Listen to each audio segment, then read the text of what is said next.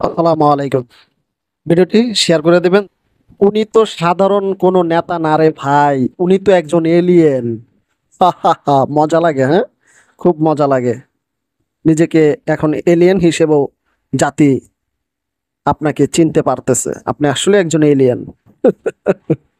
হাস্যকর। ইভেন দেখুন, ইশরাক হোসেন নিজেকে মেয়র দাবি করে অবৈধভাবে তিনি মেয়র হয়ে এখন তিনি বেশি লাফাচ্ছেন।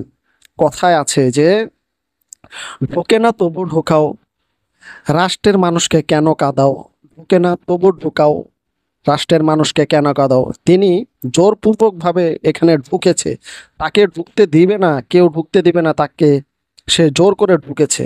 ঢুকে এখন মানুষকে কাঁদাচ্ছে। কিভাবে কাঁদাচ্ছে দেখুন, মানুষকে এভাবেই কাঁদাচ্ছে, মানুষের মনে সে কষ্ট দিয়েছে, কষ্ট দিয়ে সে অবৈধভাবে এখন মেয়র দাবি করে। তাকে কি ভালো বলছে? নো, এটা ভালো বলছে না তাকে। দেখুন, ইশরাক হোসেন যে ধৃষ্টতা দেখিয়ে নগর ভবন দখল করেছেন, তাতেই জাতির বুঝে নেওয়া প্রয়োজন আগামীতে কি হতে যাচ্ছে।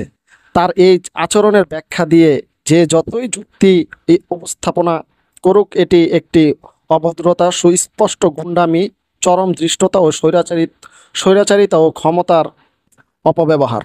অবশ্যই ক্ষমতার অপব্যবহার এটি।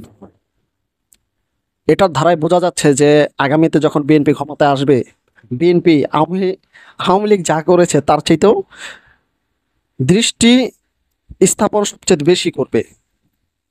এটা একবারে নিশ্চিত বলা যায়, কারণ তারা ক্ষমতা আসতে না আসতে সে নিজেকে বিএনপির একজন মেয়র হিসেবে দাবি করে এখন সে বিভিন্ন প্রোগ্রামও সে করতেছে।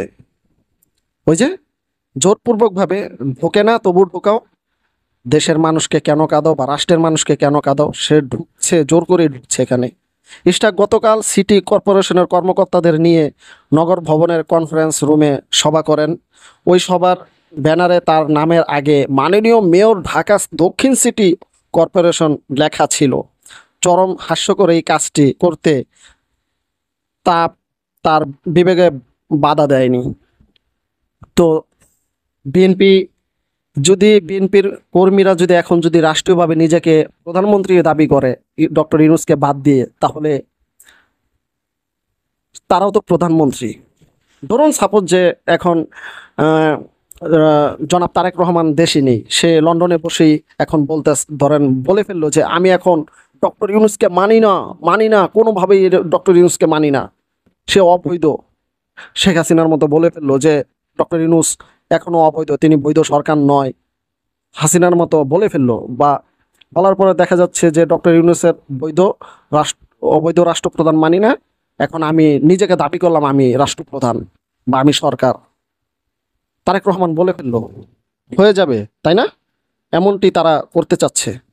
তো উম, আমি একজন দেশের সাধারণ নাগরিক হিসেবে আমিও বলতে চাই, ইশরাক হোসেন যদি নিজেকে মেয়র দাবি করে ঢাকা সিটির মেয়র হিসেবে কনফারেন্স করতে পারে, সভা করতে পারে, তাহলে আমি নিজেকে আজকে দাবি করলাম, আমি নিজেকে প্রধানমন্ত্রী দাবি করলাম, ডক্টর ইউনূস বাদ।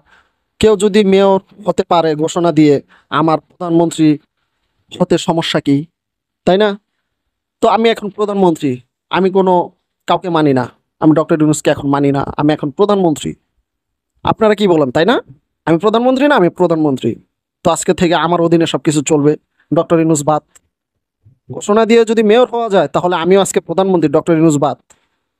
আমার ইশরাক আজকে মেয়র হয়েছে, সেখানে ঘোষণা দিয়ে আমি আমার কোনো ঘনিষ্ঠ মানুষকে, ইশরাককে বাদ দিয়ে আমি বলবো ঢাকা সিটির ভিতরে ঘোষণা দিয়ে তুমি হয়ে যাও, মেয়র হয়ে যাও। আমার কোনো কাঙ্ক্ষিত কোনো মানুষকে আমি বলবো এই কথা, তাই না? খেলাটা এভাবেই তো চলবে দেশের ভিতরে আগামীতে, তাই তো? বৈধভাবে নিজেকে দাবি করবে, অবৈধ হয়ে নিজেকে বৈধভাবে দাবি করবে। জনগণের ম্যান্ডেট নিয়ে আসবে না ক্ষমতায় তারা। দেখা যাক কি হতে চলেছে। তাহলে সামনে এখন থেকে প্রধানমন্ত্রী আমি। সবাই ভালো থাকবেন, সুস্থ থাকবেন। এই ভিডিওর ব্যাপারে অবশ্যই মন্তব্য থাকলে জানাবেন। আল্লাহ হাফেজ।